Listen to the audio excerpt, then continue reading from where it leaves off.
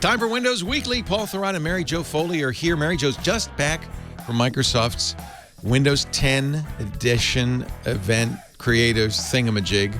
She was there, sat through all the gaming stuff, but she's wide awake now, and we'll have her and Paul Thurrott talk about all the news from Microsoft. And I may even buy one of those new Surface desktops in the middle of the show. I don't know. I might. Stay tuned. Find out. Netcasts you love. From people you trust. This is Twit. Bandwidth for Windows Weekly is provided by CacheFly at CacheFly.com. This is Windows Weekly, episode 489, recorded Wednesday, October 26th, 2016, the Creators Edition. Windows Weekly is brought to you by Carbonite. Keep your business safe this year. Protect files on your computer or server with automatic cloud backup from Carbonite. Try it free without a credit card at Carbonite.com today and use the offer code WINDOWS to get 2 free bonus months if you decide to buy. And by Blue Apron. Blue Apron will send you fresh, high-quality ingredients to cook delicious meals with simple step-by-step instructions right to your door. See what's on the menu this week and get your first 3 meals free with free shipping by going to blueapron.com/twit. That's blueapron.com/twit. And by the Ring Video Doorbell. With Ring, you can see and talk to anyone at your door from anywhere in the world using your smartphone. It's like caller ID for your house. Go to ring.com/WW and get up to $150 off a Ring of Security kit with their limited time offer.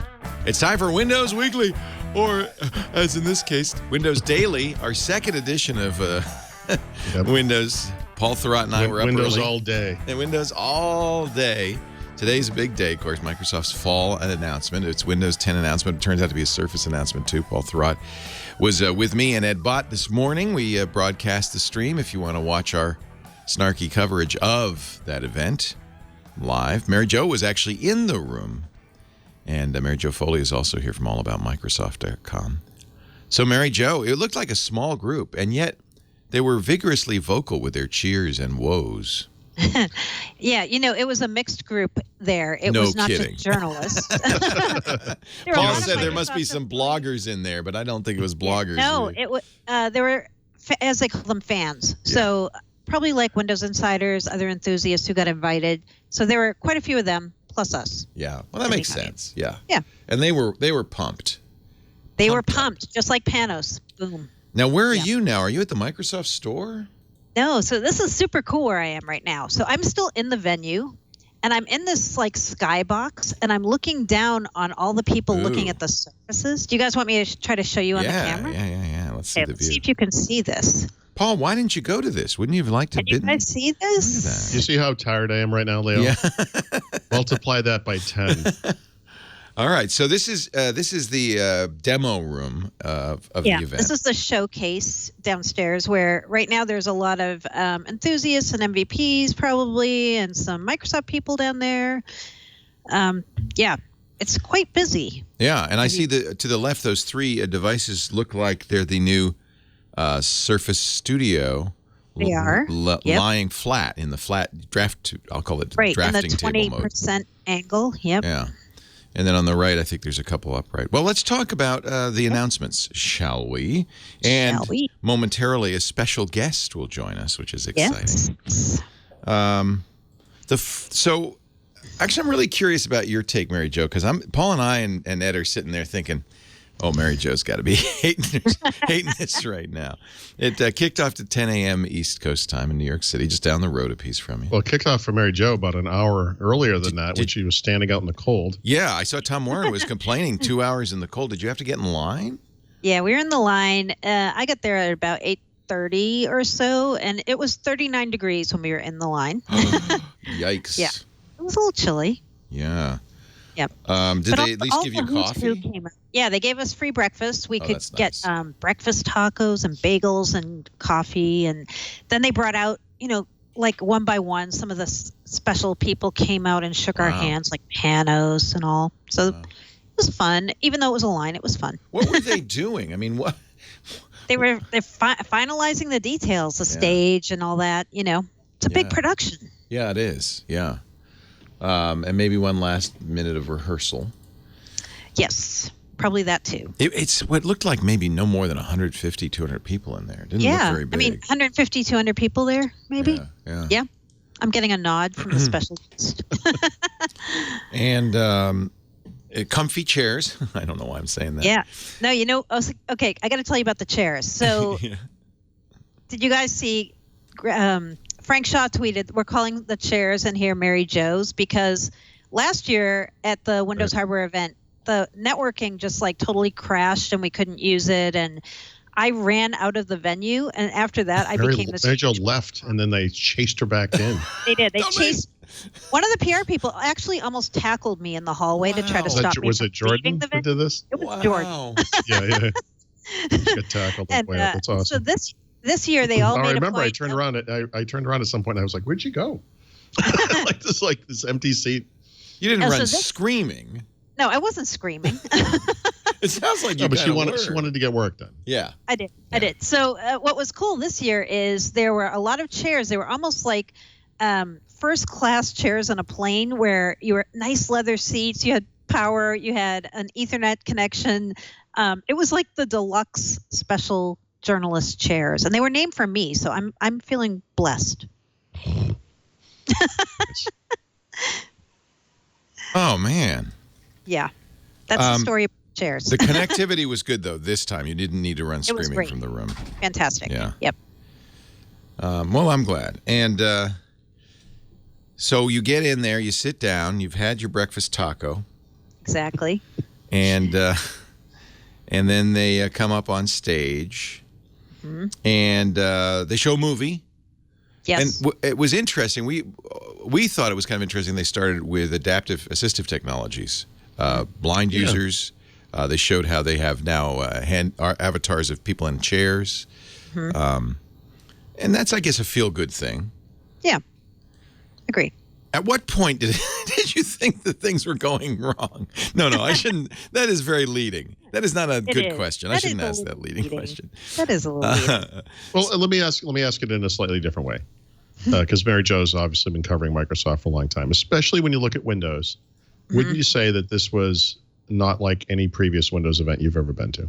Yes, I would say that. Yeah. Right, the content, the focus of it was so different. Right. Yeah, it was. Yeah. I agree. And in part, I think what they were trying to do was come up with a theme. And the theme was Windows is for creators and builders and doers, right? So they kind of structured the whole event around the theme. So anything that wasn't part of the theme kind of got tossed, I think. Including Enterprise. Right. I thought we would hear a little more about Enterprise, maybe a little more about Continuum, maybe a little more about security. And instead, it was about here are the more consumer-focused features of the next update to Windows 10, which we now know is called the Windows 10 Creators Update. Yeah, and we should say, I mean, that this is Redstone 2, and Redstone 2. Your theory is March 2017 because of the code number 1703, and they didn't say anything to unconfirm that. They just said early 2017. Yes. Or spring. Did they say spring? Yeah. They said spring, Spring 2017, and they said free, which we, of course, expected. Right. Yep. But they did. I felt to me almost like a left turn for Microsoft. I was thinking about this because we had been talking over the last few weeks about how Microsoft seemed to have really kind of coalesced its vision on enterprise, on services, on not being platform specific. Azure and the cloud being kind of agnostic. Creating software and hardware, well, not hardware so much, but software for any platform. And this seemed like, I was a little worried, to be honest, a return to the bad old days of Windows 8, where Microsoft had said, it's not enough to do desktop computing. We want to do more. It was a Windows event, remember. I mean, at its heart, this is a Windows 10 event. And so it makes sense that they would focus on Windows 10, but as I think Ed had pointed out when we were doing the live show, there were a couple of moments there where they said, and this will also be coming to other mobile platforms, some of the creator, like the 3D stuff or whatever. So, I mean, it's you're you are going to play to the home crowd at an event like this. Yeah. And the other thing I kind of pulled out of it is there were two groups of creators they were really focused on at this event. So this isn't an event about everyday consumers to me. The creators they're trying to get are the younger people, millennials and even younger, who are really comfortable with 3D and touch and Minecraft. So like kids, basically, who are up and coming. And then they're also trying to go after the group of professional creators. So people who are graphic designers, artists, architects. It wasn't meant for the everyday person like me to go get a Surface Studio and like take advantage of 3D in my daily work. I didn't take it that way. Oh, in fact, Ed pointed out that it was really Microsoft perhaps jumping on the gap left by Apple with creatives. Are you wearing a shawl? No, it's a cloak. It's my it's my new look. I've decided to go. Is someone going to bring over a cup of tea? What's going on?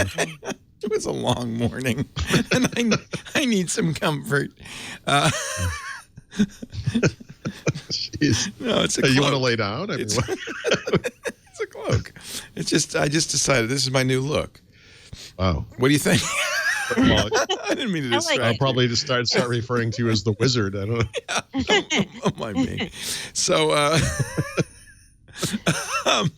what was I saying? Oh, yeah, that there was a little bit. I mean, Apple has not really paid much attention to creatives. The Mac Pro is 3 years old with no sign of an update. And maybe Microsoft sees this as an opportunity. I mean, it wouldn't be exclusive to this. It would be just one more thing you can do with Windows. Yeah. Well, Apple came out with the iPod Pro last year, which has the pencil and all that, and that obviously speaks to creatives. But I think of the Surface Studio as a much more professional tool. Yeah. And just it's amazing. The size of that canvas is amazing. Well, and the size of the price tag matches. Yes. Yeah. Although, you know what I would like to see it compared to price-wise, the Surface Studio, is what people use today who are architects and graphic designers that they what use combination of Mac plus Wacom whatever pad. Yeah, the Cintiq's about $1,500. That's the Wacom screen you draw on. That has, by the way, I'm told, I didn't know this, has a radial dial. Does it really? Yeah. I didn't. I mean, that may be mistaken, but somebody told me that in the chat room. And then you would. So that's $1,500, and you would probably attach to that a Mac Pro, right? And those start around $2,000. Right. So in the end, doesn't have the latest stuff. Yeah, it's pretty similar. Yeah. And also, Mary Jo, I got to tell you, because I know this was probably burning in your mind all day long. The new Surface Dial is not compatible with Notepad. Oh, damn. Well, that's it. I'm done. Sorry. What would it do if you put it on the screen? I don't know, but it works with Word. It works with Word, right? The funniest thing, and I don't know if maybe I don't understand creativeness, was him dialing backwards through his handwriting. Yes. And saying you can see the emotion as I handwrite, because you can you can dial because what you would see is like him writing some crazy rant and then erasing it and then writing something nicer. So that was a little odd. But I do feel like the price is actually for this category of consumer completely irrelevant. I kind of do too. Because they routinely spend thousands of dollars because they're going to make money with it. Right. And they want the best tools. And so Apple's always known this. And and you know what? That computer looks like it's worth $3,000. 28-inch screen, beautiful high res support for the two main color profiles you'd want. It just looked great. Now, did you try it in the draft board mode? I did. What do you think? I love the draft board mode. I think that's the way cooler mode out of the two modes. Yeah, they're calling that the 20-degree. Yeah, you can drop. The way the hinge works is you can go a number of degrees between standing upright and then down to 20%. Yeah, like a 20% incline. So that's for people who want to draw, paint, design. That they don't want to do that while the surface is standing like this. They want to actually lean on it and work on it. Right. So yeah, it is pretty nice. That part I'm like, see, okay, now that part's more interesting to me than just having a device where the screen is standing at a 90-degree angle. Right. We're kind of jumping to the end. Yeah, I know. We are. I don't think we're ruining anything. Me. So, paint. Let's start with paint, because that's really the first product they showed was Paint 3D. 3D. Yeah. So the Which way we I think kind of of had that is next time, right? they have We 3D haven't Builder done in Windows 10. I'm Yeah. sorry. Yep. And this No, I is was just sort of gonna say the we- other. Yeah. Sorry. Sorry, I keep talking over you. No. I'm on a delay. Go ahead, Mary Jo. Go ahead. No, No. I was just going to say, you know, we had the hints before about the 3D paint, right? That actually leaked. I think Paul even installed it, didn't you? Yep. Yeah. So it was kind of like what you expected. It wasn't. Paul wasn't. You weren't surprised by anything. Well, Did you understand the 3D import? No. I mean, I think the version that leaked wasn't fully functional Yeah, either, and okay. so it was more obviously part of a workflow where you would create 3D whatever, and you could do different things with that. But one of the things you could do that I think is really exciting is then have it turn into an actual physical 3D object using a 3D printer, either one you may own or one you could get to through a service. And actually, that's really powerful. Mm-hmm. Yeah. I mean, I think the group that is really aimed at is kids. Like, think about playing Minecraft and you like can actually print out something that you made in Minecraft and then have it as an object. Well, I should point out that you can do that right now, but not through Microsoft products. Right. But there are third-party Minecraft tools that let you do that. Right. In fact, we know somebody with a makerspace that does that. They invite kids in, cool. and kids love to do that. Sure. Well, I'm thinking of more maybe important things you might do with that. Right. But yes. Yeah, sure. Well, I guess what it makes sense is, okay, so you've got younger kids learning a little bit about 3D in Minecraft. That's not why they play Minecraft, but a lot of kids do play it for the creative mode where it's about building stuff. And the reason Minecraft looks blocky is so that it's easy to do stuff. 3D is kind of infinite curve. When you have blocks, it's just like Lego. You stack them, and it's much simpler, but a great way to learn, I guess, how to kind of start thinking in 3D. Is it your sense, I don't know, that this is something that's commonly being done now in grade schools and middle schools? The kids are really clamoring for 3D design tools? Mm-mm. I mean, I felt like Microsoft must have done some no. research that led them to think that. Yeah.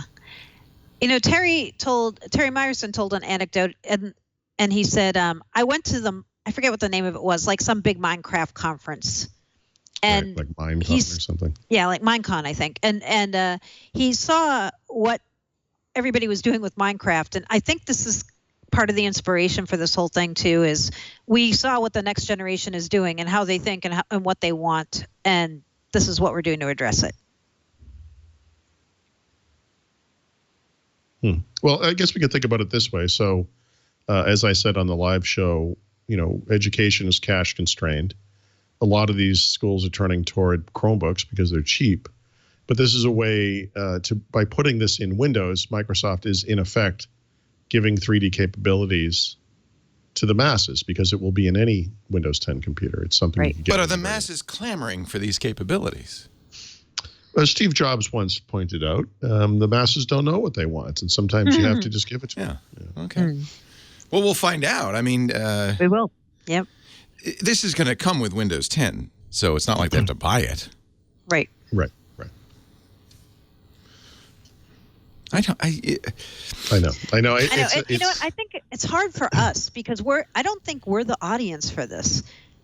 I really don't. And that's exactly the conversation I had with Microsoft today, where it's hard for me to wrap my head around this because I just approach everything from such a traditional PC standpoint. A two-dimensional PC standpoint. Yeah. Yep. And I create a certain kind of content. It's what I do. I find the PC as it stands today to be very efficient for this work.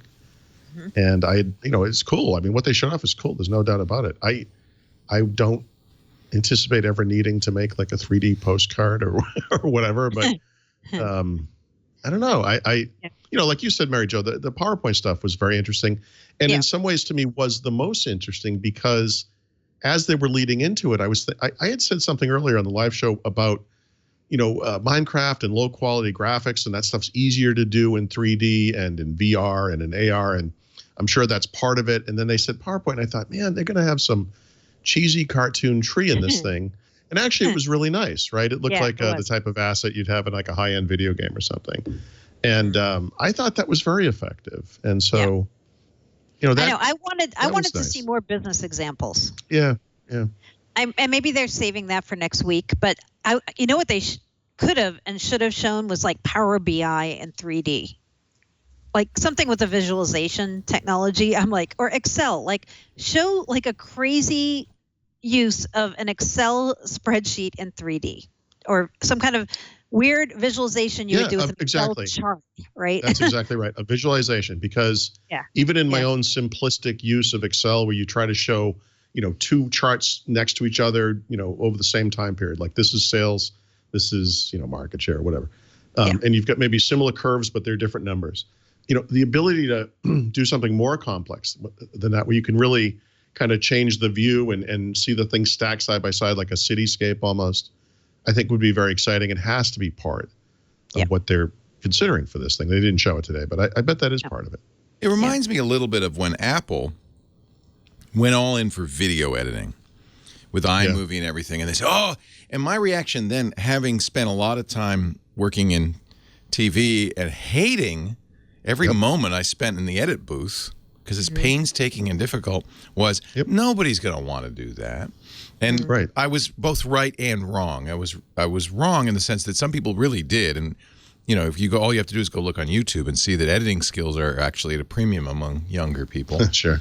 But it's still painstaking and a pain in the butt. Nobody, you try it once and you go, I'm not doing that again. I would, the way I would have described it at the time was they did the best job imaginable making that stuff work. Yeah. This is only going to impact a very small percentage of people. Right. It's just, and I think this is similar. Yeah. It's envisioning a future where people want a lot of, want 3D design. It's also very important for Microsoft to create a group of people who can do this because of HoloLens, right? Mm-hmm. Don't you think? Right. I do. And whenever you want to bring on our special guest, this person can talk to that very specifically. Tell you what, let's take a little break. All right. And let you set up and do whatever you need to do. And while you're doing that, I'll talk about Carbonite. And then when we come back, our special guest will join us. Backup is so important if you use a PC or a Mac. Getting your data somewhere safe so that if the worst happens, if there's a fire, a flood, a tornado, an earthquake, or just, human error, it's not at risk. And this is true at home, of course, because you got so much on your personal computer. But it's also true, maybe even more so, in business. You lose your data at business, you could be losing your business. You need those, accounts receivable. Who owes you money? Who your customers are, who your suppliers are. So backing up is important, even more so with ransomware out there. A good backup means you can thumb your nose at the bad guys and say, well, yeah, thanks, but no thanks, I got a backup. Carbonite solves that problem.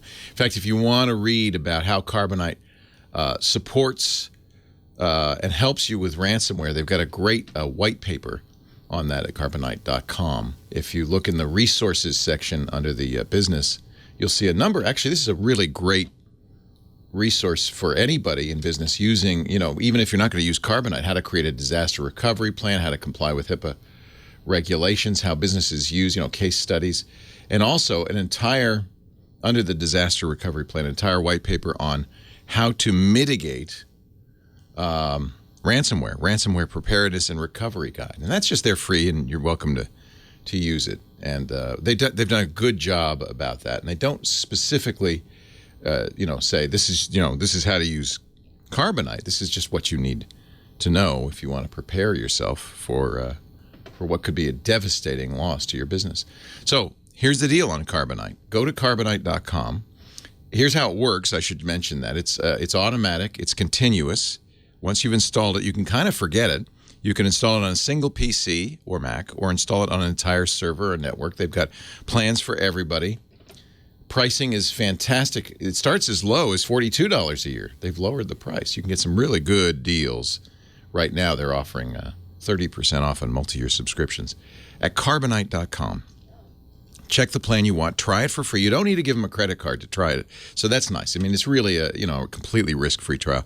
But do use our offer code WINDOWS for 2 reasons. 1, that way Paul and Mary Jo and I get a little something. It helps us. It helps support our podcast. And 2, you'll get 2 months free if you decide to buy. All you have to do is write in the word WINDOWS in the offer code when you're trying it. Don't worry about ransomware. Don't worry about disaster. Don't worry about fat fingering a file that you need into the trash, the recycle bin. You've got it. You've got this. Carbonite.com. Try it free right now at Carbonite.com. And don't forget that offer code, WINDOWS. Paul Thurrott, Mary Jo Foley, and I'm going to now go to the 3-shot, which apparently we have, oh my gosh, the miracle of modern technology. We have a guest. It's almost like they're in the same room. Are you in the same room? Well, let's welcome Mary Jo. Introduce our guest. Yes, our guest is Greg Sullivan. He's a director in the Windows and Devices group, also a longtime chum of me and Paul. Nice. Welcome, Greg. Thank you. I'll let you guys take over here. By the way, Greg, the point of my story is we're really old. We know XP. Also, what the heck happened last night? Well, I tell you, after standing up through most of that World Series games, my back is reminding me that I'm old as well. So I didn't actually need you to remind me, but thanks for that. Indians fan or Cubs fan? Oh, Greg is a long-time Cubs fan. I'm a lifelong Cubs fan, third generation. It is hereditary and incurable. But we've been waiting. We've been waiting a long time for this, as Paul knows that feeling. Yep.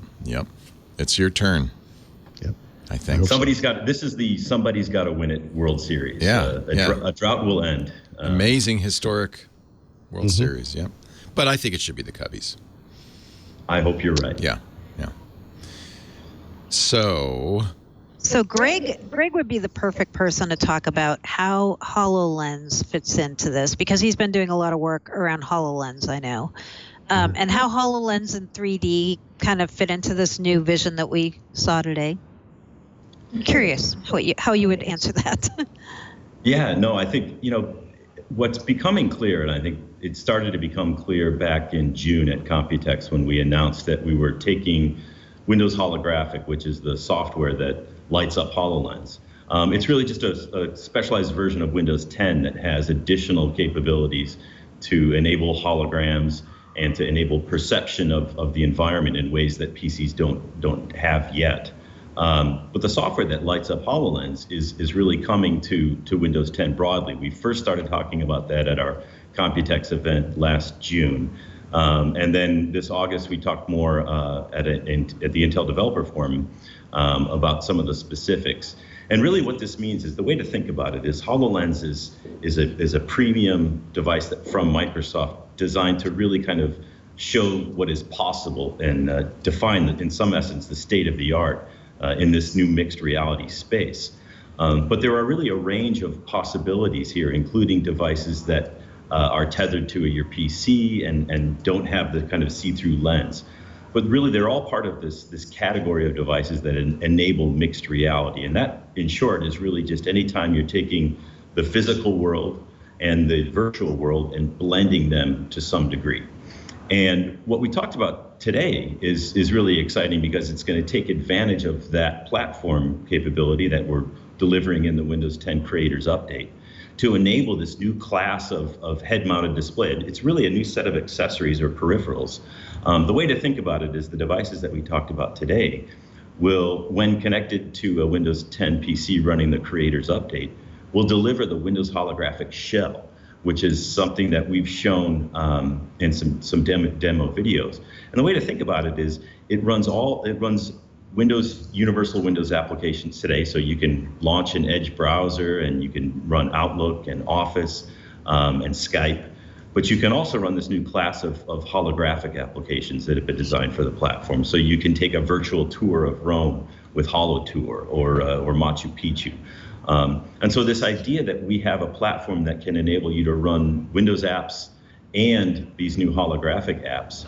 And we've made that affordable in a range of new hardware that's coming from our OEM partners. Is part of the excitement. And so the relationship to HoloLens is that we built this kind of magical device that really shows the state of the art and what's possible.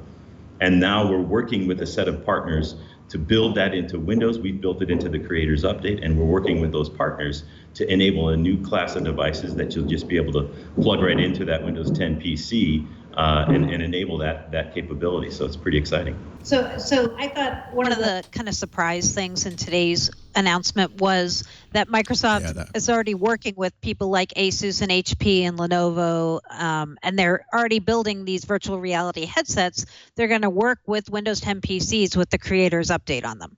And they're going to start at $299, by the way. And it sounds like they're going to be available fairly soon, too. So this is part of that whole here's where holographic fits in with Windows 10, and here's where mixed reality fits in as part of the whole equation with, combining 3D objects, virtual reality, and augmented reality into one world. So I thought that was a big surprise. Yeah, and I think it's an example of, a general idea that we've stood for a long time, and that's taking technologies that are complex and kind of in the realm of the high priests of technologies and making them available to normal human beings. This kind of democratization approach. I think it's we've done that with several scenarios over the years with Windows. We did it with printing and networking and things like Bluetooth, or the notion that we can take something that is complicated and abstract all that complexity and make it so that normal human beings can take advantage of it. Is kind of a proud tradition in Windows. I think it also talks to the discussion earlier around 3D creation. People know that there are these really cool tools that graphics engineers and designers use, CAD programs, and that the folks at Pixar, for example, have super special computers and software that can do amazing 3D content creation. And with the Creators Update now, what we're saying is that normal human beings who have a Windows 10 PC will now be able to kind of enter that realm that was used to be reserved just for those folks who understood those special set of tools. I think the same is true of what we talked about with respect to virtual reality, mixed reality. We're bringing mixed reality to the masses. We're enabling a broad array of devices at a range of price points. If you want the specific unique capabilities that HoloLens has, and many of our commercial customers are really taking advantage of that. You've seen folks from Japan Airlines and Case Western Reserve University and many others talk about how they're using HoloLens to do things that were impossible before. But now we're talking about bringing that broader capability, enabling mixed reality for the masses, for all of us really, and at price points that are affordable. So this is part of the exciting thing there, and Mary Jo, to your point about it being part of the surprise, I think you're seeing another specific example of this general case where Microsoft builds a tightly integrated piece of hardware and software, in this case HoloLens, and then we look at we take the software elements of that and we include them in the platform, and then we work with other hardware partners to build their own kind of vision of what's possible, and that's how we get an array of choice across a whole bunch of price points, and that's what really helps that kind of democratization, because not everybody's going to be able to afford a HoloLens, but with this capability, you'll get to participate in that space. Okay. Yeah. So you referenced Computex and the time when Microsoft announced the holographic shell coming to Windows, and a big question then was, what does that look like? And so this is what that looks like. In other words, these are peripherals that any PC user can buy, add to their existing computer. They don't require $1,500 gaming PCs or whatever, and have some level of virtual reality, augmented reality, mixed reality. Right. That's one of the things that we demonstrated a couple of months ago. Was we showed a video that had a head-mounted display that was connected to a PC running an early version of what will become the Creators Update, and it had that Windows holographic platform elements in it. The cool thing about that PC, though, was that it was a $500 Intel NUC with integrated graphics. So you don't need a discrete GPU. You don't need a really high-end gaming machine to enable this. And that's part of the work that we've done in the platform, taking advantage of things like DirectX and some of the other core platform technologies to make it so that you can run that holographic shell on a device that costs as little as $500. We didn't see anything brand new, I don't think, with the HoloLens. I felt like I was kind of expecting we were going to see something that we hadn't seen before, but I don't think that was the focus of today at all. I think even though that's part of, like we just said, the whole augmented reality, mixed reality, 3D story, that we didn't see anything new about HoloLens. Some people were like, oh, maybe Microsoft's going to show a new HoloLens at this thing, a new generation, a new design, a cheaper HoloLens, or even like a next generation HoloLens. And that didn't happen today, but doesn't mean it won't happen in the future. No, I think that's, there was certainly a lot of other news and exciting stuff that we did announce today. And I think in terms of HoloLens, what was exciting is that you're starting to see this notion of a platform play of the enabling the broader mixed reality experience across a range of devices, which is the strategy and has been since the beginning. Folks know that we first announced HoloLens back in January of 2015, and we knew that it would not be the only device that would run the underlying software, but we knew that it would be the first. And so the announcements today highlight how we're taking that platform capability and making it available to the whole ecosystem. And that's one of the things that's been great about Windows, and from as a kind of a user and an enthusiast of this stuff, we get to benefit from the innovation of an entire ecosystem, getting behind and building new devices that take advantage of that new platform capability. So that was part of what was exciting about today for me in particular. Any other questions for Greg, guys? Not for me. 6. Yeah. Yeah, I think that's a reasonable expectation, Paul. I'd like to say, a lower number, but after last night's drubbing, and it looks like the Cubs may face that pitcher at least a couple of more times. Maybe that was the wake-up call you needed. Maybe. Yeah, these guys have never shown the ability to make it easy on their fans, and so I think we're experiencing more of that. But hey, it could happen. We Giants fans have I just a word want the late for nights it. to stop. That's all. Giants fans call it torture. Yeah. It's kind of been the way it has been. You'd like to say you get used to it, but you really kind of don't. Never ever do. Hey, Greg, thank you so much. We appreciate your spending some time with us. My pleasure. Thanks for having me. Greg Sullivan is director in the Windows and Devices group at Microsoft. You made an interesting point, Mary Jo, which is, and I have to remind myself, we've been talking about this. This is one of a number of events Microsoft is having in the next few weeks. Right. So they didn't have to get it all done in this week, right? Or in this event. This is just a part of the whole picture. I think so. Yeah. The other thing is, the more I think about this, the very notion of creators fits very neatly into what Microsoft has been saying about Windows 10, I guess, all along, which is that this OS, this system, is for what they call the doers. Which I always kind of liked. It's the people who are getting work done, and the creative aspect of things, whether it's 3D or illustrating or whatever, is part of it. It may not be the part, I'm personally invested in or whatever, but it is part of that whole world of productivity that Microsoft really does have as a strength. I mean, it's kind of an interesting thing for them to go after.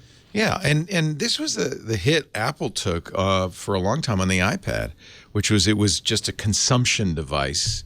Yeah. And even Apple took umbrage at that, and that's why Steve Jobs in particular hated that. But it was true. Let's be fair. If you wanted to create, you could, but you had to work hard at it. And they responded with the iPad Pro, which has a pencil and has tools, software more designed around creativity. And it's interesting because they're really, at this point, there are a lot of people, I see tech journalists all the time who use an iPad Pro as their main device. They attach a keyboard, much like you would a Surface Pro, and that for them is their tool. So I actually think it's great. I think you should celebrate the creators, the people who are using technology to do more than just watch movies. It's interesting too with this new. But go ahead.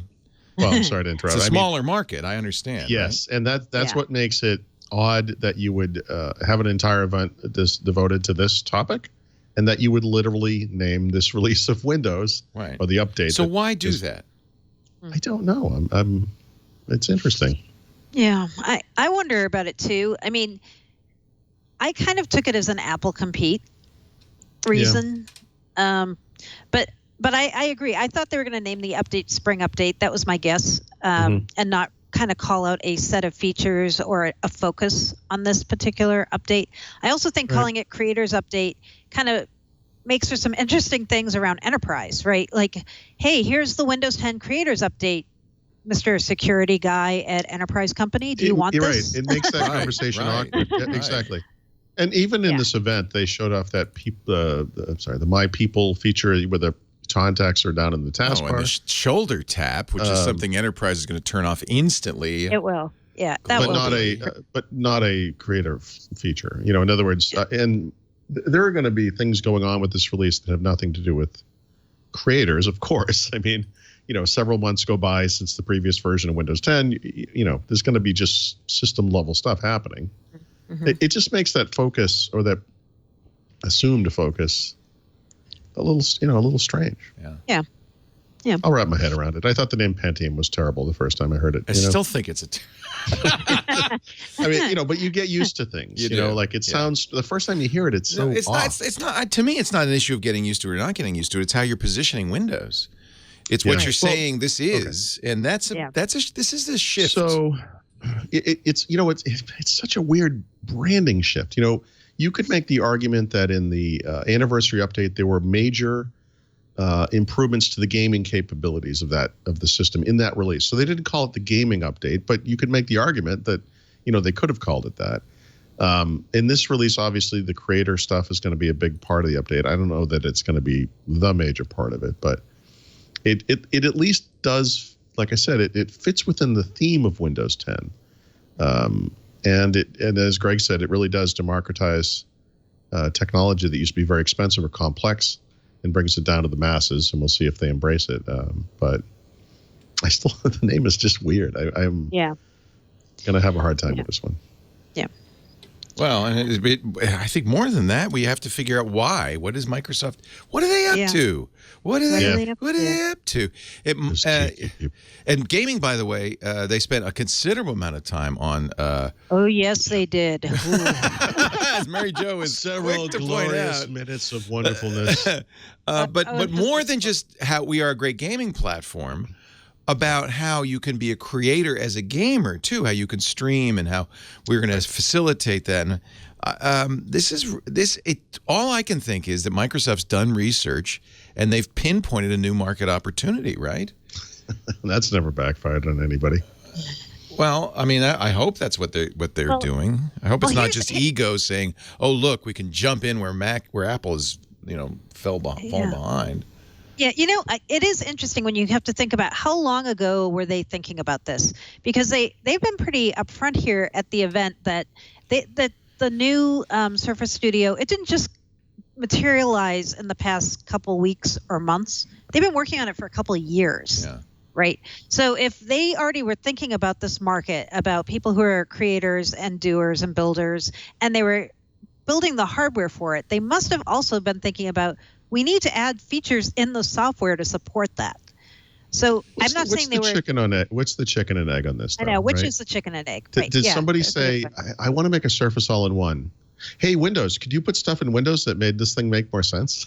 Or was it the other way around? Or were they done concurrently? Possibly. I don't know. It is an interesting thing. I mean, an all-in-one computer is not difficult to imagine.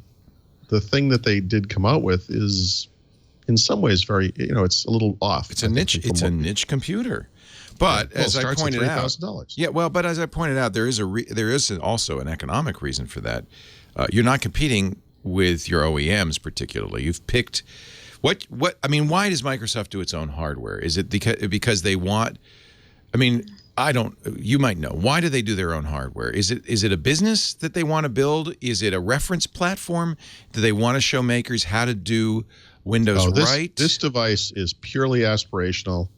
I have no doubt that the point of this is to inspire PC makers to make devices like this and to sell them at lower costs. There you go. And without stepping on any toes.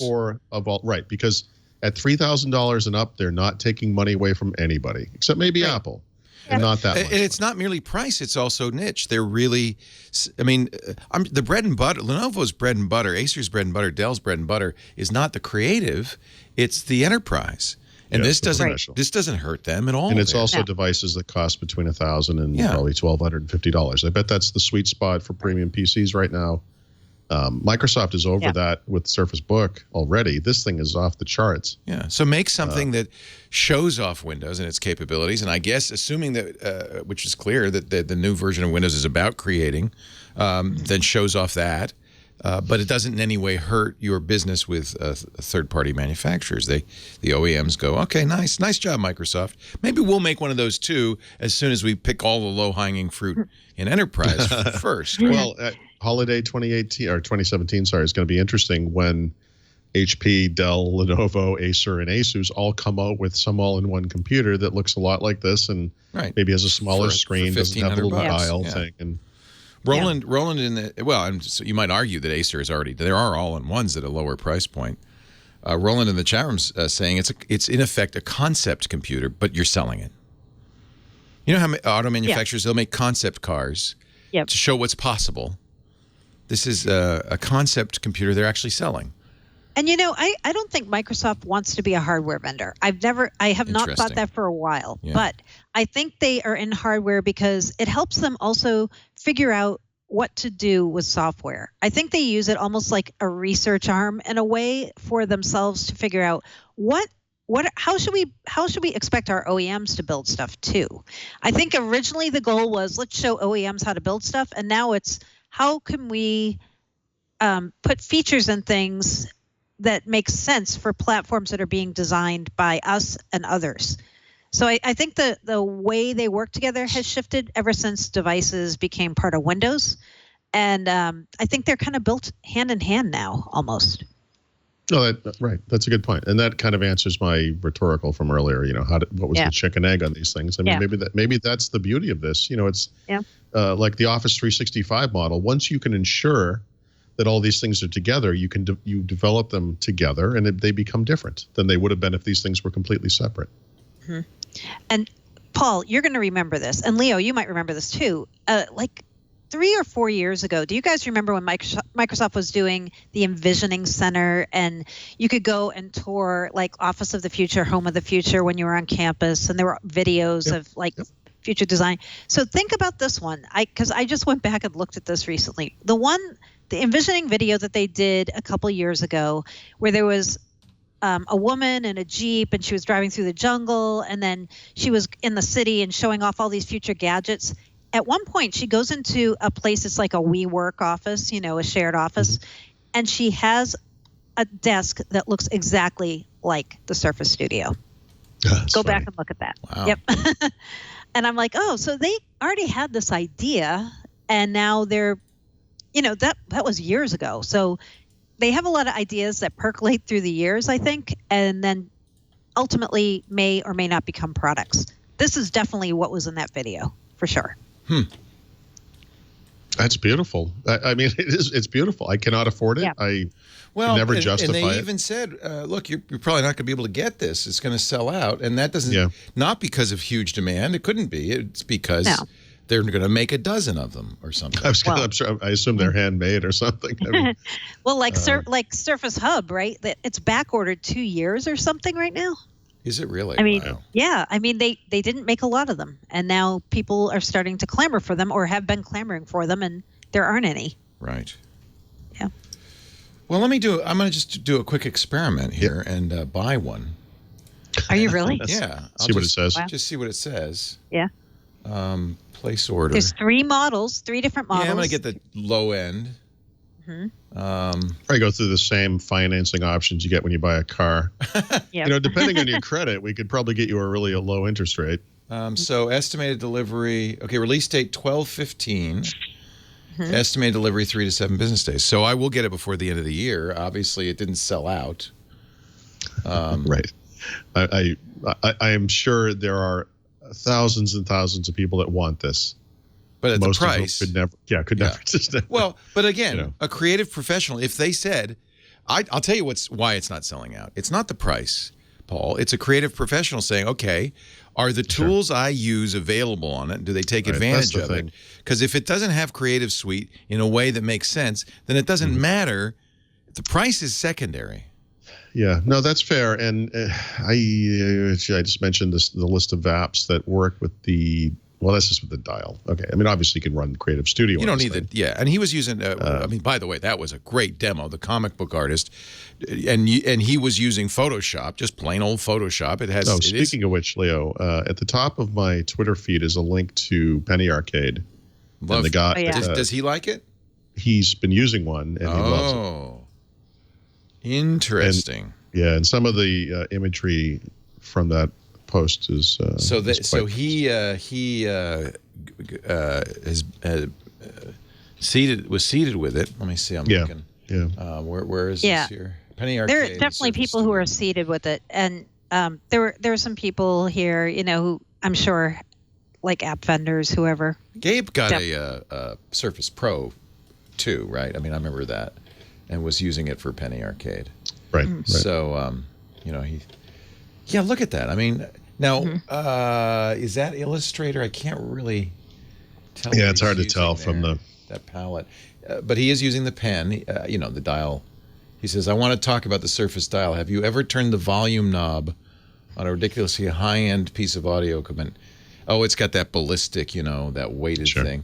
He's showing it on the screen. While I'm drawing, a counterclockwise turn is undo. I love that. While turning the other way is redo. Yeah, so you could picture using this two-handed, right? You have this in one hand and your pen in the other. Okay. Again, this is beautiful. I don't need this, right? By the way, he has the so-called $3,000 entry-level unit as well, and that's the one I just ordered. He says, if you're a digital artist and you're currently working on a Cintiq, you have to go to the Microsoft Store and look at the Studio. I've always given you my honest take on this stuff, and even though this time is no different, even though I can't think of anything bad to say, if you draw on computers, the Surface Studio is something very special, Gabe. So I'll tell you why I ordered it. I can see me using it on the round table set, right? Because it's low, it's below me. Having a big screen that I can manipulate during the show, actually, that's a really narrow niche, but that would be pretty good for me. And one of the problems we have is with big laptops, I'm peering out over the scrin at the camera. So having something at 20 degrees, that could be cool. Might work well. Plus, I can keep my lunch warm on it. I was going to say, and you'll be lit nicely from the bottom. Anyway, which is what we're always looking for. Well, did you guys mention when you were doing the morning show, as of, I think, tomorrow, at all the major Microsoft stores in the U.S., at least, they're going to have these for people to go play with. Oh, no, I didn't know that. Yes. So that's cool. If you're near a Microsoft store, you can get near it, you'll be able to go play with this. I'm actually, this is a niche product. We will see at what are the next events? What else are they doing? So Office is next week. So that's going to be more enterprise focused, right? Right. We think that'll be the Microsoft Teams stuff, which competes with Slack. Probably some future, future Office. Maybe we'll see some of the future Office 3D enabled stuff. Right. And then in mid-November, there's a developer event, and then the next thing after that is a show called Microsoft Envision, which is in February, I think, this year, which is more for like business decision makers and not for developers and practitioners. So there'll be plenty of opportunity. Now, I might have missed it. Did you mention WinHack? WinHack. How did I forget WinHack? Frank Shaw. Yeah, WinHack. And then Edbot was saying this morning that there was an event on the West Coast that was enterprise focused today. Oh, really? Yeah. Yeah, I don't know. Anyway, there's lots of opportunity for Microsoft to pursue its main ambitions, the enterprise.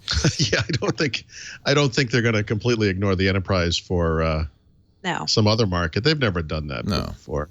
No.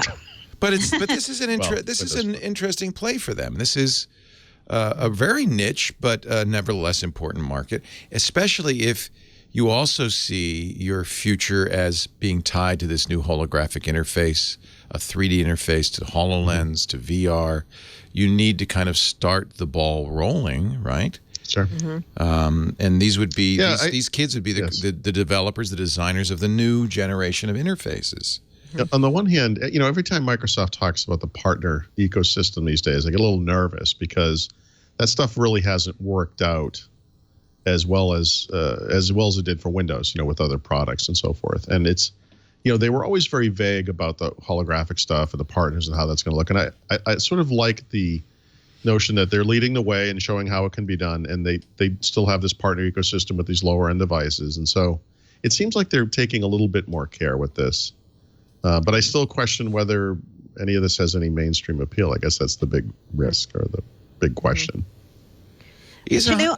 I don't think the Surface family has mainstream appeal in general. Yeah. Well, and by the way, that started last year. Remember, they very specifically went all premium. And it kind of left the Surface 3 out. And of course, later they canceled the Surface 3. But I would say from that point out, these are very much premium devices, and they carry a price tag to match. And I think it's that aspirational thing. I think that's what they're trying to hit. Yeah. So maybe it's okay to have a niche device then if you're going after a very premium specific part of the market. The device part to me makes somewhat more sense than calling this a creator's update. Yeah. I think that's the biggest puzzle. I understand the hardware, but why call your entire Windows 10 release the creator's update? Yeah. I mean, because we already know some of the enterprise stuff. One of the things is that new, I remember the code name, the Edge feature called Barcelona, which is Microsoft kind of sandboxing security risks and in the browser in a virtual machine. Right. So that's very like heavy duty enterprise stuff that enterprise customers are like, wow, well, that's going to be in the creators update. Right. Okay. So that's interesting. Plus, they'll have that 3D thing, so that'll be fun for people. It's You know what? When you have a billion devices, you're trying to balance some crazy priorities. Like you're trying not to totally. In the very beginning, Mary Jo, I think it was Terry, must have been Terry, came out and said, I thought he said 1 billion PCs. He did, right? Well, that's what I'm asking you. Is that how you heard it? 1 billion, yeah. Yeah. Well, no? I mean, this is something that comes up all the time. We keep talking about 1.5 billion. Someone on Twitter said he said billions. I thought he said 1 billion, but I thought so too. That might have just been a miss. It might have been I'm a little more excited. I'm puzzled. I'm baffled. The hardware is always the thing I'm kind of looking at. We'll talk about what they didn't talk about. And a little bit more on the creators update. They said early 2017, but you say they said spring elsewhere as well. They did. Okay. They said spring. They did say spring. But on the screen, and I'm looking, it said early 2017. I mean, that's not spring. No, we're pretty sure it's going to be March. Yeah. Or at least start to roll out in March. They did not say that today, but that's what we believe. Yeah. Yeah. Our show today brought to you by Blue Apron. I'm a cook, okay, so I may be a little biased in all of this. I enjoy cooking, although I have to say the challenge with cooking is, getting it together to do it, You work hard, you're in the office, I'm in the studio all day, and then, time to go home, and the last thing you want to do is say, oh, what are we going to have by the way, this always happens, what are we going to have for dinner? And then you have to plan a meal, and then you have to shop, and then you get home and cook it, and then you eat at about 9 at night. So this is why we always end up at Applebee's or worse, Burger King. Blue Apron solves this conundrum by having a box on your doorstep when you get home, and you set the day and you tell them what you want. By the way, this isn't going to just magically appear. But I love Blue Apron Day because inside I know there's 3 different meals. You can get Blue Apron for 2 or Blue Apron for a family. You're going to pick the meals you want from their menu. Their list changes every week and doesn't repeat more than yearly. So you're going to get fresh stuff all the time. You pick what you want, including gluten-free or vegetarian, that kind of thing. You'll get farm-fresh seasonal produce. You'll get meat and poultry with no added hormones, sustainably sourced and raised, free-range chickens, and, of course, regenerative farming practices used for the produce. And then what's amazing is, you know, every little bit you need. You see a little bottle in there that's just exactly the right amount of soy sauce. A clove of garlic, not a head. 3 stalks of celery. The meat and the fish are always fresh, never frozen. It's a refrigerated box. So you're supporting, a better food system. That's kind of Blue Apron's mission, is to make incredible home cooking accessible to everyone while supporting a more sustainable food system, setting the highest standard of ingredients, and building a community of home chefs. You'll be using ingredients you maybe never heard of. That was for sure true for me, which I loved, because once you've made this meal, now it's on your repertoire. And when you go to the store and you see yu choy, I know what to do with that. It is really, really cool. Let's see. I'm just curious what's on the menu this week. It's always fun to take a look at the different items. This is the two-person plan. Pork meatballs with beet and cranberry agrodolce. I don't even know what agrodolce is. Sounds familiar? I'd find out, though, wouldn't I? This is a family favorite. See, they're doing this for winter. Crispy chicken with mashed potatoes and spicy collard greens. The guest chef series offers seared salmon with glazed carrots and saffron yogurt sauce. You will make this. Your house will fill with amazing aromas. It's here for the kids: seared chicken with brown rice and glazed carrots, or lemongrass roasted pork with braised cauliflower and bok choy. Here's the amazing thing, and the thing I think people assume, this is going to cost me. This is a premium product. It is a premium product, but not a premium price product. Grocery stores cost 60% more in many cases at Blue Apron. Blue Apron doesn't have to worry about the brick and mortar, the clerks, or all that stuff. So they get you a great deal, under $10 per person for healthy, home-cooked meals, and your first 3 meals are free. Go to blueapron.com/twit and at least try this for me, will you? And, man, if you've got kids, what a great way to get the kids excited about cooking, which is something they're going to need. And it's fun because my son, for instance, now all of a sudden he's all about cooking. And I think that's going to hold him in good stead. Not to mention, it's going to help him get a girlfriend. Blue Apron delivers to 99% of the continental United States. Your first 3 meals free with free shipping. blueapron.com/twit. blueapron.com/twit. We thank them for their support of Windows Weekly. And, of course, by supporting them, you're supporting us. And we couldn't do it without you. Thank you, Blue Apron. Paul Thurrott, Mary Jo Foley. We're talking about the event that Microsoft had this morning, announcing... giving us more details on the next version of Windows. Was anything unknown to you, though, Paul? I mean, you're on the insider ring. On the Windows front, specifically? Yeah. This is all stuff you knew was going to happen. How about Paint? No, they fleshed out the 3D Paint thing, obviously. I don't consider that a big deal, personally. They really didn't release or announce too many features for ours, to be honest. Right. I mean... No. Mary Jo was in a coma when this happened, but there's some kind of a gaming tournament functionality from Xbox One that they're bringing over to Windows 10. I mean, that's not super surprising. Mm-hmm. What makes this the creative edition? Besides Paint 3D. Yeah, 3D Windows holographic. I mean, right, holographic shell being added to the creators. But who's going to use the holographic shell? Don't you need some sort of holographic device? Well, you can use those VR headsets we were talking about. Nobody's going to do that. Why not? Why? I mean, VR headsets have to be tethered to a PC for the most part, right? Yeah. So I have a Vive and Oculus Rift. Or you think that in addition to doing the games that I do with my Vive or Rift, I will use a Windows interface? You mean I'm going to leave that visor on all the time? No. I can tell you no. Yeah, I was just. I can tell you no, especially since it doesn't make things easier; it makes things harder. Yeah. Why? Yeah. I don't know why. I'm not. I'm one of these people who I'm just kind of still a little baffled by VR. I have to say, Well, I think you're not far wrong. Right now it's a gimmick. It's not. It is. It's a gimmick right now, but I think, people are trying to figure out ways to make it useful. And then the whole pitch Microsoft has around mixed reality, right? VR working with augmented reality, and you bring in other parts. So somehow you work together with all these things. That's kind of the holy grail for them, I think. Right now, would I care about that? No. Are there people who will? Yeah, there will be people who care about the holographic stuff. Yeah. Yeah. But okay, so it's in the version of Windows I'm going to get this spring. Yeah. And I'm going to what? I'm going to put on VR helmet to use Windows? No. So the VR helmet will still be not transparent, right? But you'll be able to tether to a Windows 10 PC that has a holographic shell on it.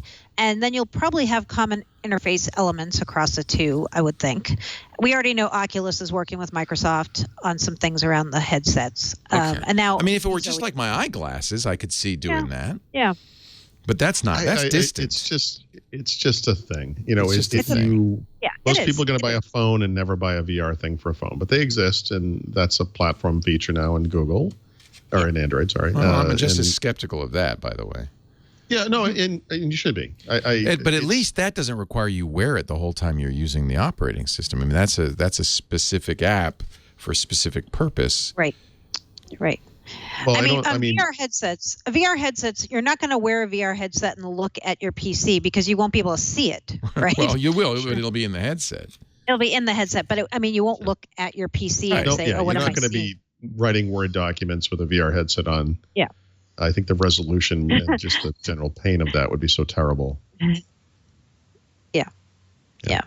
So, but I kind of wonder what else is going to be in Redstone 2 that we did not hear about today. Like I said, I was thinking we were going to hear more about Continuum because that's been rumored for a while, right? And how Windows Phone was somehow still going to be part of the equation because Continuum was going to get all this new functionality. We didn't hear about that today, but that doesn't mean it's not part of it. It just means we didn't hear about that today.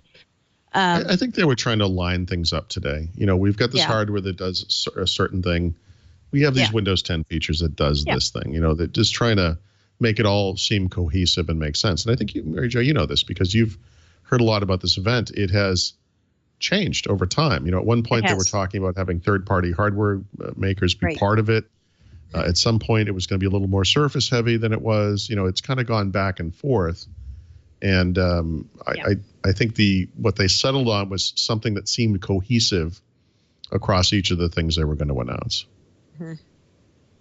I'm just asking why we call Windows Redstone 2 the creative update. I'm asking exactly the same. And the two features you told me were Paint 3D, nice, and the holographic interface, which I'm with you. I'm asking the same question. So and also the new people bar thing you guys mentioned too is part of it. Tap me on the shoulder, please. Yeah. But the minute somebody mic drops on my PC, is the minute I turn that feature off. Sure. Yeah. Sure. Yeah. I don't know. I'm trying to think. Another possibility, I'm just thinking out loud here, is maybe because we strongly believe there's a second Redstone update next year, which is called Redstone 3.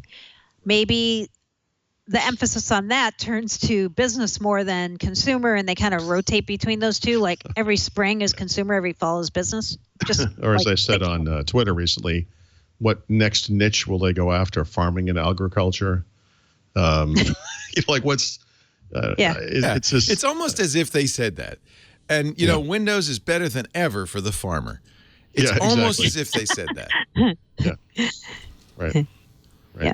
It's probably a larger market share, frankly, the farmer. I think there is a generational thing that the three of us are just not part of, right? No, I really do. I even though we are involved in these online things, we make podcasts and we write blog posts and things, and we're on social media and everything, but we're still, let's say 40 plus age wise, and plus in my case, plus, and we can sort of observe from the outside that millennials who are coming into the workforce are doing things in a different way.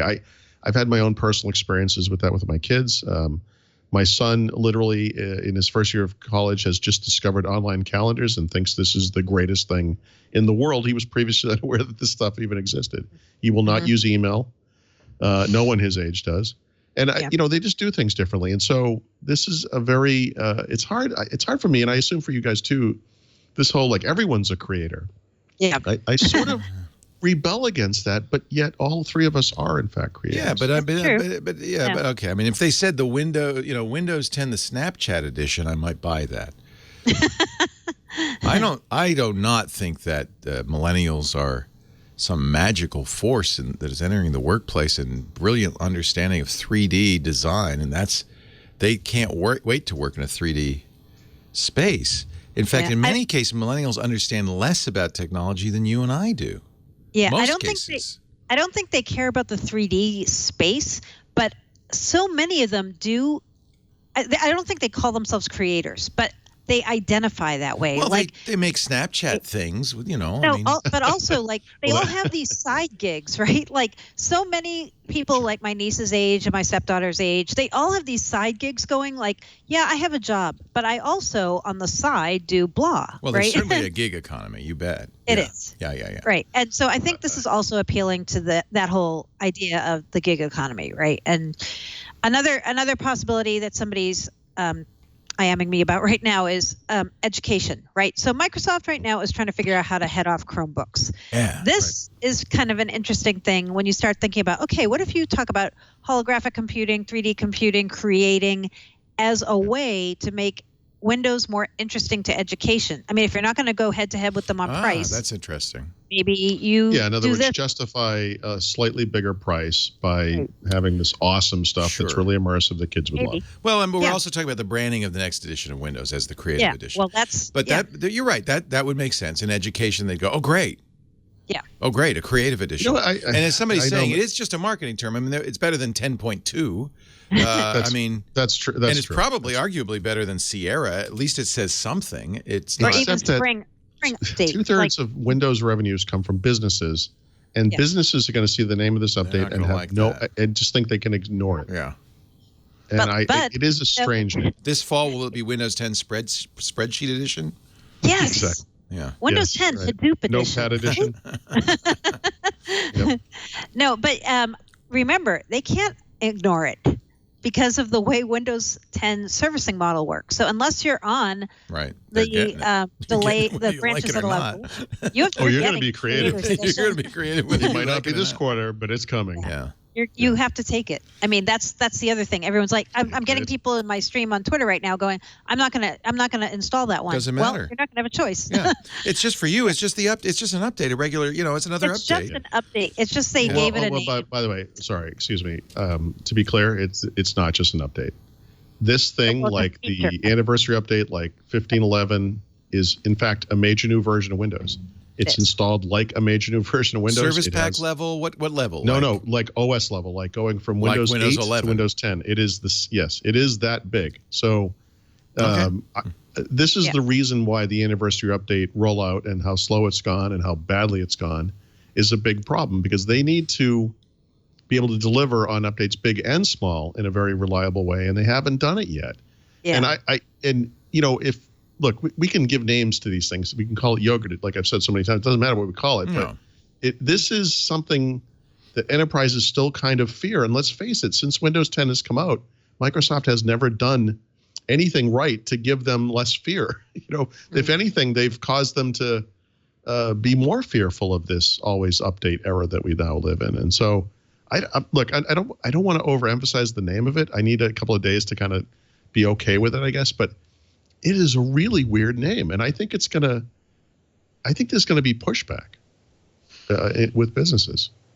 Although, in a way, how many people call Windows 10 anniversary update the anniversary update? Like, if you're a business, do you think of it that way, or do you think of it as 1507? The only people who call it the anniversary update are the people who's getting blue screens of death and it's crashing and dying. That's a lot of people call it the anniversary edition. Yeah. Yeah. So I think it's only of interest in the sense that this is Microsoft for some reason planting this flag, and to Paul's point that it might be something that doesn't reassure business users about Windows. Nevertheless, they're going to take it. They're going to like it. Yep, so they are. If it's broccoli, yes, if Windows 10 broccoli edition, they're still going to have to get it. So. But I think it's we're just reading tea leaves. What is Microsoft up to? That's an interesting idea, an interesting positioning. Why are they doing that positioning? And I think that's interesting. I think you hit on a few things. Education makes sense.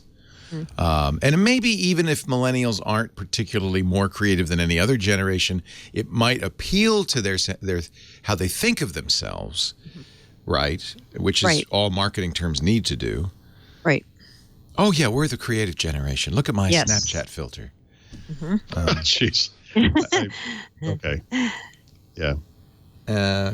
So just out of curiosity, you say it's a big update.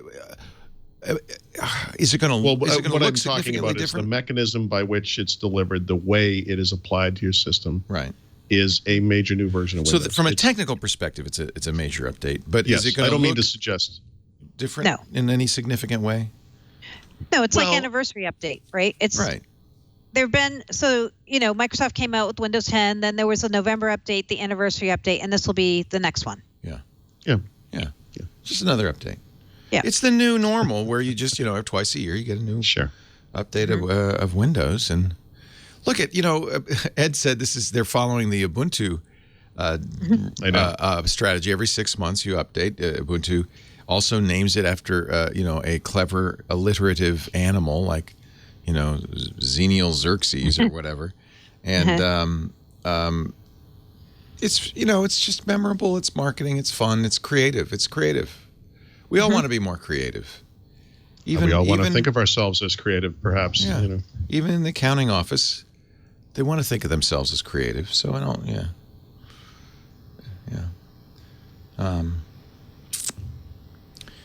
Okay. What else? Well, new Surface Book, right? So. Yeah, that's interesting. Goes silent. Mary Jo, we cannot hear you. Making me sad about my new Surface Book. My old Surface Book. Can't hear Sorry. me, Joe. Now that my old Surface Book is kind of working okay, it's obsolete. Yeah. Well, it's not obsolete. Right. So the kind of surprise on the new Surface Book was it wasn't KB Lake when they said, okay, we're refreshing the Surface Book. It's going to have better battery, going to have better performance. And then you're thinking, okay, so it's going to have a different chip. No, same chip. I know. But a good reason not to mess around. You finally got Skylake working. I don't know if you noticed this, Mary Jo, that the keyboard on the new one is different. What? It doesn't have an escape key? No, it's not that different. Oh, sorry. No, I mean if you compare it side by side with the current gen Surface Books, which obviously they're still selling. These are new high end versions. It's in a recessed kind of well, which is not the case on the current versions. It's actually. It's kind of subtle, but you can see it. And I wonder if that has something to do. But it has the same hinge, right? Yeah, exactly. Yeah. I didn't notice that. So that's So and we had a question earlier, which I've since answered, which was, what was the touted battery life of the original Surface Book, and it was 12 hours. Wow. Oh, so and the 16. New version is 16. But this do you get anywhere near 12 hours, Paul? No, this is using the UWP video playback app to playback videos. That's all it is. Fantasy land. Yeah. So the real world battery life is probably 5 3 to 7 hours. 3, right. Well, I'm not kidding. I mean, I didn't have a power adapter when I sat down to cover the event. I had my fully charged at the time Surface Book. It lasted exactly 2 hours. Now I was driving 2 screens. Maybe that was it. The GPU was overactive. I was just using Edge, but it was auto refresh. I don't know, 2 hours. So this is it's going from a nominal 12 to a nominal 16. Right. So that is a 33% increase. So again, 3 hours will be my expectation in a similar situation. In other words, it isn't going to be all day battery life for most people. 25% improvement. Yeah, I think is maybe how we could say it. Yeah, that's cool. I mean, that's always appreciated. They put more battery. Mary Jo missed this, but cares nonetheless. But the current Surface Book with the dedicated GPU has 1 gigabyte of video RAM. It's not enough to play high-end Xbox Play Anywhere games in any appreciable, in any nice way. Like the graphics look terrible. It runs slowly, and so I think they were trying to address that because even though the original Surface Book wasn't really for gaming, I mean, you buy this high-end expensive computer with a dedicated graphics chipset, and of course you're going to want to try some games on it. Yeah. And I think they were trying to answer that complaint. Yeah. As well. And answer it they did. Yeah, and those things are expensive too, the new ones. Yeah, I mean, I'll probably still use mine. You know what? It really underscores the fact that most people are not going to buy Microsoft hardware. Maybe the Surface Pro. They didn't update that, did they? No. No, and what I missed it. I was probably just talking like an idiot at the time, but I saw a picture of Surface Pro 4 flash on screen. It said $899, but that's the price, right? That's not a new price. So. Yeah. Yeah. So I don't know quite what that was all about. Well, we've said, both Paul and I have said this. We both heard that there's going to be some kind of a spring hardware launch for Microsoft where we're thinking Surface Book 2, Surface Pro 5, possibly other things. So in a way, when people were saying, oh, they're going to refresh both lines and everything, I was like, that doesn't really make sense if you're going to do a spring launch of hardware. We didn't expect any refresh at all for Surface. No, and although in recent weeks I did start wondering about this because like I said, I had heard explicitly no Surface Book 2, no Surface Pro 5, and yet I also recently cataloged like 1 year of disastrous reliability problems with the Surface Book, and I was thinking they could just keep the form factor. They don't have to change anything, swap out the chips. I know it's not that simple, but basically just get Kaby Lake in there. Even though it would be basically a 6 or 7 month run, just to get the reliability up, and maybe there's more engineering to that than I anticipated. But when they threw the Surface Book up on the screen, I thought, wow, they're really going to do this. That's great. Because it's not and he was talking about he had a picture of the hinge up and he was talking about internal changes, and I thought for a brief moment they were going to fix the hinge to be flat. Which would, of course, be a major update to that device. Yeah. But that didn't happen. All right, let's take a break and wrap this puppy up in a moment. Our show today brought to you by our fine friends at Ring. The Ring Video Doorbell is such a great solution for people who are looking for a way to keep an eye on their front steps and answer the door when the doorbell rings. Let me show you this here. We've had a Ring Video Doorbell for, I would say a year now, and I couldn't live without it. I know when people come and go. I know if a package is left at my doorstep. I know, in fact, if somebody rings my doorbell anywhere in the world. When we were in Russia, the doorbell rang and I answered it because I'm on the internet and so is my doorbell. The Ring Video Doorbell is easy to install. It replaces your existing doorbell, wired or not. The original Ring has a lithium-ion battery that's good for about a year. So you're going to be able to get, and then it comes with a cable to charge it. So you just, once a year, you take it off, recharge it. And then they have the new Ring Pro, which is slimmer because it doesn't have the battery. That's for wired doorbells. I installed the original Ring on our wired doorbell. It was the easy thing to do. It took me less than an hour, and I'm no handyman. You probably do it in 10 minutes. I mean, just unscrew your old doorbell, put them. This is actually a much nicer install, frankly. They give you a mounting plate with terminal stuff. You put the two wires that come out of your door jamb there. You mount this up. They even give you a level so you can make it straight, drill bit if you need it, and all the screws and the mollies and all that. And then you attach this to that. Now I have a doorbell that rings, and it rings just like before the doorbell in my house. But it also rings my phone or my tablet or my Mac or my Windows device, even your desktop, wherever you are on the internet, because this is on the internet. And you can then turn on the camera, say who's there. There's a speaker and a microphone. Have a conversation. Say, leave the package there. I'll be right out. I'll sign for it tomorrow. Whatever it is that you need to do. Russell, our IT guy, has a Ring Video Doorbell at his office because, he's an itinerant IT guy. He's never in his office. When the FedEx guy comes, and I bet he has deliveries every day. I mean, he's always getting stuff. He just says, here's the code to the door. Put it inside the door. That's awesome. Great for your sense of security, too, because you can always see. It's got motion sensing, so you can always see if there's motion outside your door. You can get notified for that as well. And it's very configurable as to distance and sensitivity. So you can say exactly what you want to see. There's even you can even say, I want it to be very narrow, or I want it to cover 180 degrees.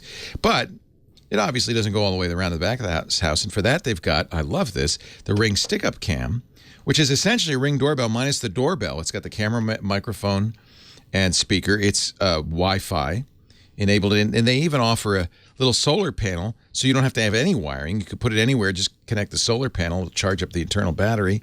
This thing will operate 24/7. You see exactly what's going on. You can even, shout at the deer in your yard, "Hey, deer, get out of those rose bushes." Or bad guy, get the heck out of there. I see you, and I have you on video now, recorded. I love it. You can go to ring.com/WW right now and take a look at the Ring of Security kits we've put together, which include the doorbell, either the original Ring or the new Ring Pro. They can include the stick-up cam, the solar panel. They even have the Ring chime, which is nice because it extends the doorbell to places doorbell doesn't work if in your workshop or your office in the house or whatever. If you can't hear the doorbell ring, you just plug the chime into the wall. It joins the Wi-Fi network as well, and it rings when the doorbell rings. That's nice. They also have every Ring of Security kit comes with this nice sign, which lets the bad guys know you're watching, you're keeping an eye on things. This is a illuminated sign too. It's got a solar panel on it and a battery, so it charges up during the day, and at night it shines and tells them, "Stay away. I'm keeping an eye on things."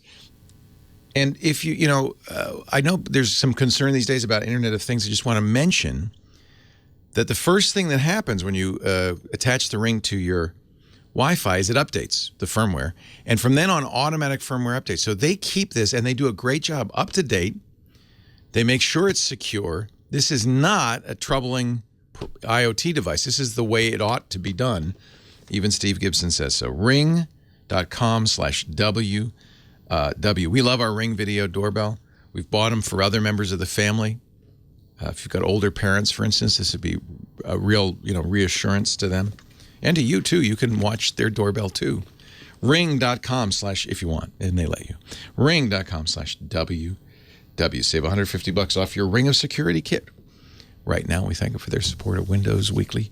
Paul Thurrott and Mary Jo Foley, we're talking about the event.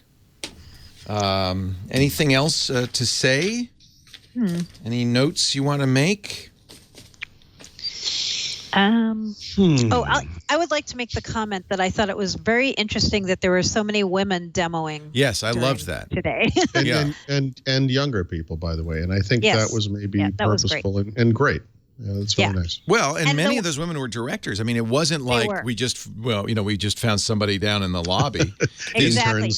They were the actual people who worked on the products. Yeah, they were the engineers or developers or managers. Yeah, they weren't just let's get some women on the stage. Which is great. It means not only do they have women on the stage, but more importantly, they have women in those roles.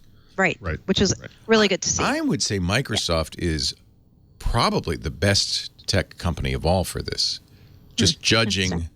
It's a low bar, but... it's a very low bar. But no, I think they've done an amazing job of diversity. Yep. And I liked it that they opened with the accessibility stuff because I met some years ago the woman they had just hired to do accessibility, and her mission was to do it across platform. She wasn't like Windows accessibility. She was accessibility across all product lines. And I saw that as a real commitment to accessibility, which is really, really important. Yeah. And so, good for them. They opened up with that. At first I thought, well, this is a strange way to begin, but it was a feel-good video. And it did show something that I think is really important. They have a commitment to that. Yep. What did you think of Nadella's comments at the end? Can anyone tell us what any of those comments were? I challenge you. Yeah, it was very positive, I think. Yeah. It was more reiterating the creators, builders, doers messaging. Yeah. This is completely new messaging for Microsoft, isn't it? It is. I don't remember them. I mean, they've had Minecraft. It is very new messaging, but what's crazy is, I don't know if Paul will remember this conversation, but when we were in Toronto at the partner show, we were talking to Donna Sarkar and James Whitaker, who we ended up having on Windows Weekly as well. Right. And they both were hinting around at that point about creative. And I remember thinking, this is a weird thing. Like, they're talking about really wanting to appeal to creatives and appealing to the masses. And I was like, oh, this is different. I've never heard them say this. I actually wrote a post about it. Yeah, and I'm like, oh, that was kind of foreshadowing this in a way. Yep. As I'm getting used to it, looking at that again. As I'm getting used to it, I I mean, I kind of think that's a great angle. It's a surprising angle for a company that is known for enterprise computing. Leo, let me just tell you one word. What word is that? Pentium. Paul's point is he's getting used to that bad name. 20 years later. Let me ask you another question, Leo. Yeah. Do you know how to play basketball? Yeah, just throw me the ball and see what I do. You are set for life. No, it's kind of refreshing to see. It's weird because it just seems so off message. But yeah, if you think about it, in a world where most devices are smartphones and tablets that are really consumption devices. Yep. If you're a creator, you use a different you use a computer. Desktop PCs, the market seems to be dying, right? Who's going to buy them? Well, the people who write, who design, the doers. That's who needs it. This is what Steve Jobs was saying, that the PC is a truck. Yep. When they said we're in the post-PC era, nobody said you're not going to need a PC. It sounded like such a dig, but when you think about it, we need trucks are what people use to get work done. You always need trucks. Yeah. So if Microsoft is, I mean, look, their business is really moving to the cloud, Azure, cloud services, devices. But if they're going to preserve the PC, and the PC is a business, this is it, right? Mm-hmm. This is the market. You got to find your spots. Yep. So I'm not as dismissive as I was this morning. I'm starting to see the point. I think the thing, I guess, the problem I have is just that it's just creative. You know, if you had said, here are the 5 markets that are most important to Microsoft with regards to Windows on PCs, and you could have various productivity sub-markets, whatever. Creative should be one of them, no doubt about it. Yeah. But I think to normal people, this reeks of, graphic artists, architects, CAD/CAM type people, it's engineers, whatever it is. It's another world. It's not the mainstream. That's all. And my point is that the PC is going to be no longer mainstream, isn't it? Desktop computing isn't mainstream. Sure. Yes. So there's another group. We have them in this building down the hall. It's the bookkeepers, the people who have to manage our continuity. All of them use desktop PCs. Sure. That's a kind of creativity. Those are people who are, look, the PC is not a consumption device. And the fact that they made that Surface Creative Studio 3.2, not 16.9, that says something. 3.2 is the creative aspect ratio. The consumer aspect ratio is 16.9. Right. Mm-hmm. That's an interesting point. So I think that this, you're not going to have an event celebrating, hey, accountants. Why not? Windows 10, the accountancy edition. Sure. But that's probably a bigger market for them than the creative market. But and maybe not as sexy. But right. And Apple has really abandoned this market, and we've been moaning about this for years. They haven't updated the Mac Pro in 3 years. Well, the interesting thing about the Apple stuff with creative is that they never actually did anything specifically for creatives. It's just that the vibe of the company, I think, appealed to creatives. Like they never came out with Wacom tablets that would make these guys, better at drawing pictures and stuff. They never did anything like that. I mean, they've always relied on third parties to supply that stuff. And Paul, you're the audience because you're, graphic designer by trade, by background. Well, But you've also been a programmer. You're a writer. Sure. So you are the audience. You use a desktop PC. Yep. And I think. Oh no, I want one of these desperately. Yeah, this kind of speaks to you, doesn't it? Yeah. Yeah, it does. And then I speak to my wife, and she laughs. She says $3,000. I don't think so. Yeah. I'm lucky because I can just do what I just did, which is push the buy button, just because we have to look at it. This would be the most uncomfortable conversation I've ever had with my wife. honey. Guess what I just did? I may send it to you after we're done with our review. Okay. Ed bought, or was you one of the other of you? What I forgot now what I was going to say. Never mind. Something about the price. Something about the price. Something about the price. Oh. Well, people are pointing out. I think you might have said this earlier that this price Doesn't mean anything to nothing creative creatives professionals because they're making money with it. Yeah, and Yeah. sure. I mean, I believe me, guess I I've could use spent that much on a argument. Mac easily. Yeah. Listen, many years ago, and like 10 years ago, let's say, I went to my wife and I said, listen, I need to buy at the time, 1 terabyte external drives for backups on the server in the cellar. They were $999 a piece. And I said, listen, I know it's expensive, but, and she goes, listen, do we need this thing? And I said, yeah. And she goes, then just get It's it. your job. Right. Your job. But $999 is incredibly expensive, but this is like $3,000. Yeah. No, it's, it's not a frivolous purchase by any means. No. And on that note, I've got to go explain to my wife what that charge that just came in. Yeah, wait till she sees that. Right. Honey, she's like standing in the doorway with like grasping like some paper. Yeah. Honey, is this a mistake? No, she's very supportive because this is our job. This is what we have to do. We have to use this stuff. And actually, when I realized I could use this on set, it would actually look pretty cool. I'd look like a little Shepherd Smith. Just working on my PC. All right, Paul Thurrott and Mary Jo Foley. Now, let's talk about what's ahead. Where are you going and where are we going to be broadcasting I am literally going to sign off from this podcast, turn off my computer, hop in a car, and drive to the airport. Okay. Yep, So I'm getting on the A train to JFK right now. Oh, wow. You're going We're flying to to Las Vegas. Going to Las Vegas. We got some cool stuff going on in Vegas, which I guess we can't really share yet, but there's going to be some fun stuff. And will you broadcast from there next week or? No, we're only there for a couple of days. Okay. So Mary Jo and I are going to do a talk, which should be pretty fun. And we've got some other stuff, but that'll be cool. And then you must be going. Are you going to the Office event next week? Is it next week? I am. Yes. Yep. So I'll be at the Office event ahead of Windows Weekly next week, but be able to get back in time to do the show at the usual time.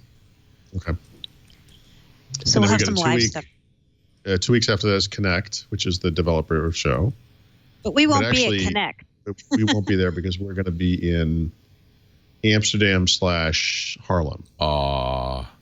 So we're going to do the show from there. The only question is whether we do it from our respective hotel rooms in Harlem or if they can provide a space for us at the show, which would be ideal. Then we'll try to do that. So we're going to figure that out as we get there. And tomorrow we'll be doing, actually I'm going to Gainesville right now. Florida? Right after Twig, Gainesville, Florida for the IT Pro TV grand opening.